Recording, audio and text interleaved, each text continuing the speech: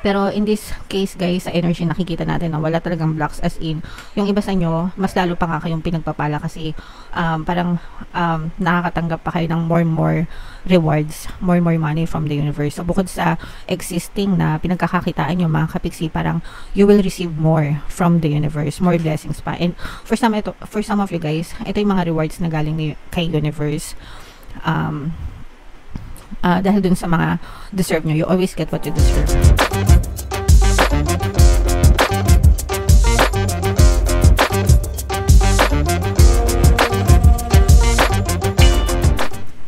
Hello guys, hello Virgo, welcome back to Pinay Pixie Tarot. Ang pamagat ng episode natin for tonight is mid-month kapalaran para ngayong September 16 to 30 para sa Virgo, Sun, Moon, Rising, Sign, and Venus.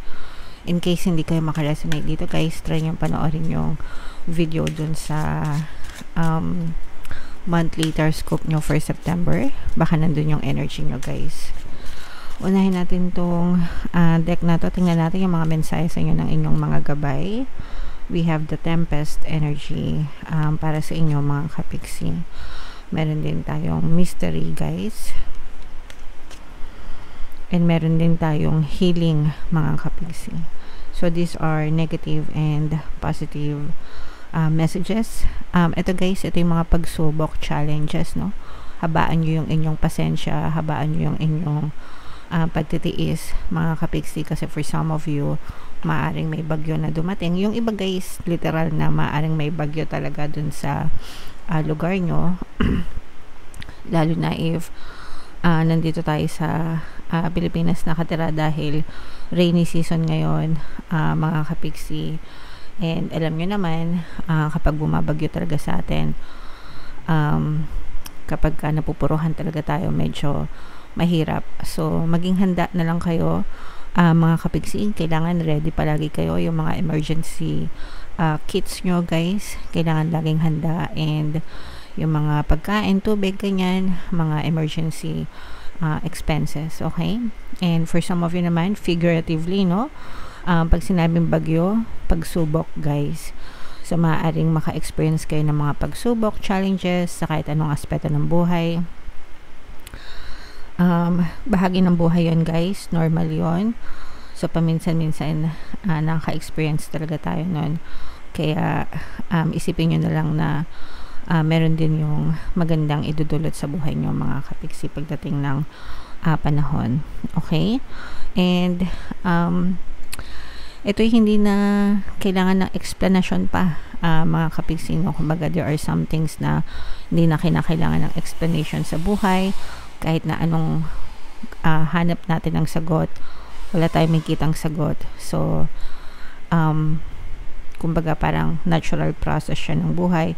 So, tanggapin na lang natin ng maluwag sa buhay natin, whatever is happening. Basta palagi nyo lang isipin na whatever is happening is for your highest good, mga kapiksi. Okay? And then, for some of you naman, this is healing energy, mga kapiksi. So, for some of you, ibig sabihin nito, pwedeng nag-heal na kayo, no? Nakaka-recover na kayo sa mga karamdaman na nararanasan nyo. Kahit anong aspeto yan, emotional, physical, mental, even spiritual, healing, mga kapiksi. Pero, wag nyo pa rin itong ipagwawalang bahala, guys, pagdating sa healing. Make sure na bigyan nyo ng sapat na panahon yung mga sarili nyo para makarecover, and kumonsulta sa mga manggagamot guys kung kinakailangan, kasi yung healing natin, yung ating kalusugan, hindi natin yan dapat pinagwawalang bahala. Yan ang ating kayamanan. So dapat talaga pinagtutuunan natin yan ng pansin, ng panahon, at saka budget, no? Lalo na pagka medyo nagkakaedad na guys, kasi syempre nade-degenerate yung ating mga stem cells sa katawan. So ibig sabihin ng nade-degenerate, humihina, no, yung ating mga cells, mga body organs. So kaya kailangan talaga nating pag-ipunan ng budget, mga kapiksi. Okay? So comment down below guys if feeling nyo naka-resonate kayo dyan. Tingnan natin yung ganap sa inyo ngayong September 16 to 30, mga kapiksi. shuffle ko to. Habang sinashuffle ko to, panoorin nyo muna yung video natin regarding sa ating paano mag-manifest ng abundance video course. Kapiksi, sawa ka na ba sa mga struggles at hirap sa buhay mo? Masipag ka ba at masikap sa buhay ngunit hindi ka pa rin umaasenso? Ilang beses ka na bang nag-attempt magnegosyo at mag-invest pero palagi ka pa rin nalulugi? Sa pagkakataon na ito ay maaaring may subconscious beliefs ka na nagiging balakid sa iyong pag-unlad at pagyaman. Introducing, paano mag-manifest ng abundance video course. Dito ay matututunan mong ma-overcome ang mga balakid mo para tuluyan ka ng umunlad, umasenso, sumagana, maging matagumpay, successful at maswerte sa iyong kabuhayan, pera, trabaho, negosyo sa lapi at kaperahan ng bonggang-bongga. Dali, mag-send na ng email sa pinoypixie@gmail.com at simulan na ang iyong pagyaman ngayon. Alright, so sa lahat ng gusto mag-avail ng course guys, meron tayong discount ngayong September until September 30, magbibigay tayong 500 pesos na discount, kaya i-avail nyo na yan guys, sobrang ganda. And meron din tayong bagong course mga kapiksi, paano mawala ang third party at magkaroon ng harmonious na relationship para mawala yung mga kabit ng mga jowa nyo guys. 20% discount tayo until September 30, kaya i-avail nyo na mga kapiksi, sobrang ganda. Maganda din yung reading nyo mga kapiksi, no? Virgo, kayo ay represent ng Queen of Pentacles sa ating spread. Ito, this is a positive energy. Although for some of you, kasi nakikita natin na parang meron kayong pinag-iisipan na journey, no? Pagdating sa paglalakbay, ganyan. Pagdating sa inyong kaperahan or trabaho, parang namimili kayo, parang meron kayong tinitimbang na decision. Let's say for example, yung iba sa inyo parang iniisip nyo na magre-resign ba kayo or lilipat ba kayo ng trabaho, ganyan, or kung anong company yung papasukan nyo. So parang tinitimbang nyo pa yung mga choice nyo mga kapiksi, no? Kasi let's say for example, dito mas maganda yung sahod pero mas mahirap yung trabaho. Dito naman mababa lang yung sahod pero maganda naman yung culture, masarap naman yung mga katrabaho. So kaya parang tinitimbang nyo, parang nahihirapan kayo magdesisyon. Syempre kayo pa rin yung magde-decide nyan guys, kung ano yung feeling nyo na mas komportable kayo, kung ano yung feeling nyo na mas pwede nyong pagtsagaan, or kung saan kayo mas magbe-benefit, diba? Sometimes yung iba they're after money, sometimes naman yung iba they're after comfortability, diba? So pag-isipan nyo mabuti guys, wag kayong magpa dalos-dalos ng pagdedesisyon. Pwede nyo naman i-try kung gusto nyo, pag hindi, edi hanap ng iba. Ganun lang yun, no? Kasi, anyway, hindi nyo rin naman malalaman kung ano yung magiging resulta, diba? Hanggang hindi nyo sinusubukan. Pero, whatever kung ano yung choice nyo, mga kapiksi, always tell yourself na everything is always working out in my favor, okay? Again, everything is always working out in my favor. Para kahit ano pa yung maging decision nyo, guys, is palagi pa rin pabor sa inyo yung magiging sitwasyon, okay? So, comment nyo yan sa baba mga kapiksi. Kasi yung iba sa inyo may mga bagong offer pa kayo, no? Actually yung buhay nyo mas mas stable, mas parang mas secure, mas stable yung buhay nyo, and parang meron pang nahahatak kayo, no? Kumbaga stable na siya pero may mga nahahatak pa kayo na opportunity. Wala kasi kayo masyadong blocks mga kapiksi, no? Kung hindi nyo to na-experience, kapiksi, bakit ganun? Sabi mo walang blocks, bakit wala akong na-experience na opportunity? It's not for you, kasi ibig sabihin marami kang blocks, and most of the time yung mga blocks nyo guys, yun yung mga negative thoughts and assumptions nyo. So kailangan nyo isa-isahin yung mga negative thoughts and assumptions nyo. You have to revise them para mawala yung mga balakid sa buhay nyo. Pero in this case guys, sa energy nakikita natin na wala talagang blocks, as in yung iba sa inyo mas lalo pa nga kayong pinagpapala kasi parang nakakatanggap pa kayo ng more rewards, more money from the universe. So bukod sa existing na pinagkakakitaan nyo mga kapiksi, parang you will receive more from the universe, more blessings pa. And for some of you guys, ito yung mga rewards na galing kay universe.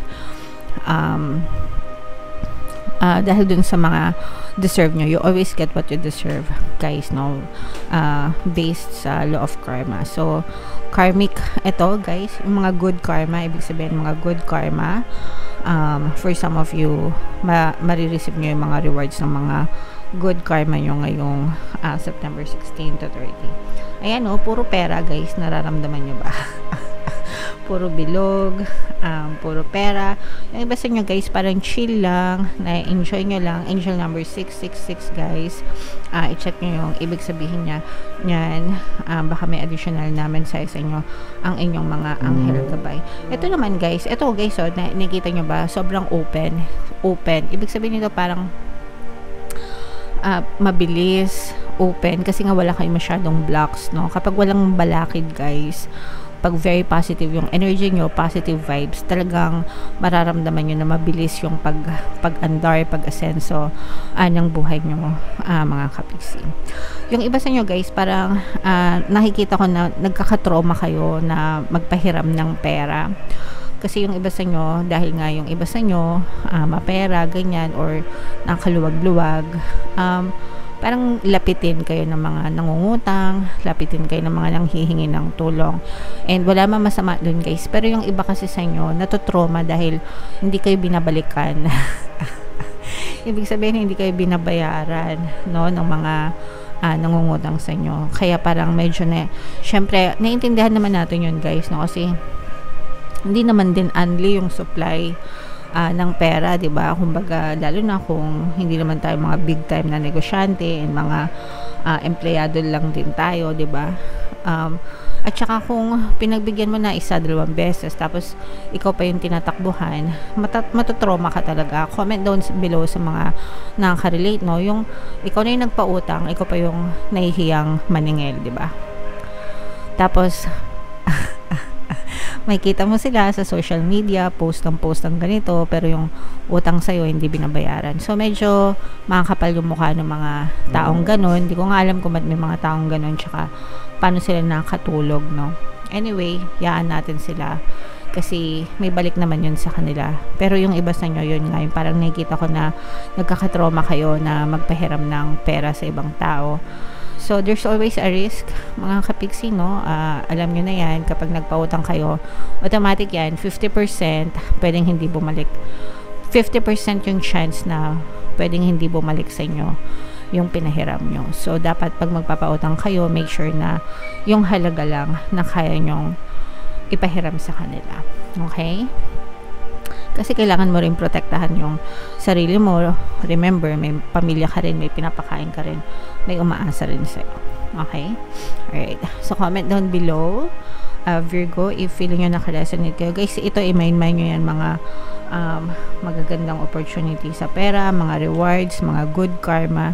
I-mind nyo yan, guys, sa comment section. Kasi ito yung mga positive energies nyo. And deserve nyo lahat ito, mga kapiksi. Okay? Alright. Huwag nyo kalimutan makinig ng ating mga pampaswerte subliminal, guys. Ito yung playlist, libre lahat sa YouTube. And ito naman yung ating success stories ng paano mag-manifest ng abundance video course. Click here to subscribe, guys, and panoorin nyo itong ating 2025 kapalaran. Thank you for liking, sharing, and subscribing. See you again next time. I love you all. Have a nice day. Bye-bye.